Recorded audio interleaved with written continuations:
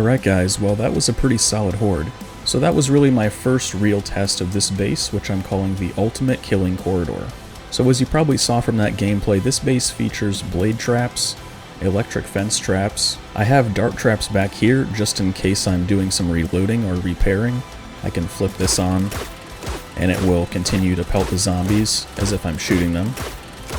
It also has shotgun turrets, so when the zombies get right up to the fence here, I can flip these on, and the zombies get shot by 4 shotguns simultaneously. We also have 2 hatches right here, so this is my grenade hatch, where I can throw grenades down to my grenade pit. And I also have another door right here, so if the zombies are piling up too much and I can't kill them all right away, I can drop this right here and they will all fall down there, and then I can just toss some grenades and blow them up. Now I just want to show you guys again that if you turn all the traps on, this is quite the AFK base as well. So we've got a bunch of bikers right here. I'm gonna freeze their AI for a second and head back in here. Alright, so if we turn on all of our traps, this is the electric fence, these are the shotgun turrets. This is the dart trap right here, and then this is the blade trap. So if we call them up here, I'm gonna switch on the dart traps.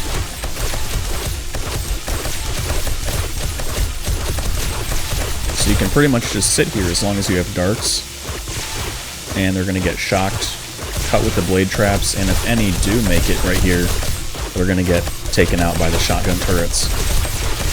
So this base also works as a ranged or melee base, depending on your preference, and you can just choose to use the traps as backup. So if I want to sit here with an M60 and just shoot all the zombies, which is a lot of my playstyle personally, then you can do that. Or you could also just sit here with a machete or some other melee weapon and hack away at the zombies. So I really love this base design because it's very powerful in the mid to late game, and it also allows for pretty much any playstyle. Like if you have some kind of perception build with Deadeye and Demolition Expert, you can use sniper rifles right here and then throw grenades right here. If you have a strength build and you want to get up close and personal with your shotgun, you can turn off the electric fence traps, which will allow the zombies to run through.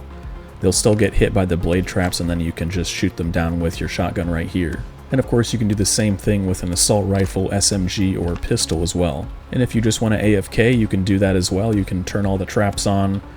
The blade traps up here will take out your vultures. You can just switch on the dart traps and you're good to go. You can pretty much just sit in this corner right here, and the zombies won't be able to get to you. So this initial test, I didn't want to completely overwhelm the base if it wasn't going to survive, but for this first one, we were actually at game stage 150, which is pretty solid. So we saw a lot of ferals, and we also saw some rads and some orange zombies as well. But even after that entire blood moon, the bars right in front here had only taken maybe like 200 damage out of 10,000 durability. Now something else I like about the design is I actually put some bulletproof glass right here, so you can kind of see where the loot bags are accumulating, and I think it just looks really cool from this side. I also have some nice pyramid stairs here on the front to allow the zombies to come up the stairs from pretty much any angle. Now I also tried to use rounded blocks to keep the zombies off the pillars, but if they're gonna do that anyway, I put down some spikes to just kind of take care of those ones. And for my entrance, I just have this concrete ladder leading up to my door on the back. Now what I did to make sure zombies don't try to go for this ladder is I made it 3 blocks off the ground. And the reason I'm able to jump up to that is because I invested in the first 2 levels of parkour.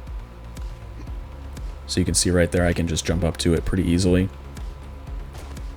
Having parkour level 2 is usually as far as I go with parkour, but I usually do it every survival game I play. In this case, it allows me to build a simple ladder and a really easy entry point that the zombies are just going to ignore. So yeah guys, that was my initial test on the Ultimate Killing Corridor. We were at a pretty solid game stage of 150, but I know you guys are also going to want a full end game stress test as well, so I'll be doing that pretty soon. And for this base, I really wanted to stick to like a standard killing corridor, but then add in all the traps I possibly could. So if you want to see the full step-by-step build tutorial for this base, please leave a like on this video, and also subscribe so you don't miss future videos about this base. The first ultimate base video I ended up doing maybe 2 weeks ago is now at over 500 likes.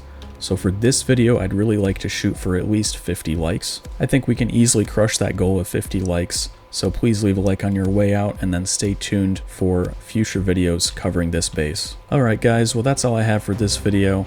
Thank you again for watching, and I will see you in the next one.